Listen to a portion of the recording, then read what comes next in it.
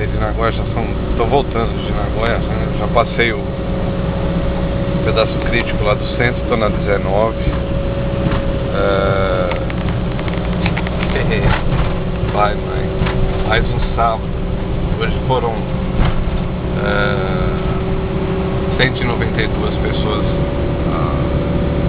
velhinhas que a gente distribuiu o kit e demos a sopa. Tá meio escuro aqui. E agora eu tô voltando com a vaga, a regordona, compridona. Essa não tem jeito, essa é manual mesmo. E daqui a pouco eu dou um alô pra vocês. Aí, eu até enquanto estiver aqui, todo sábado eu vou estar fazendo isso. Eu vou deixar a vaga lá na fundação, pegar meu carro pra lá e ir pra casa.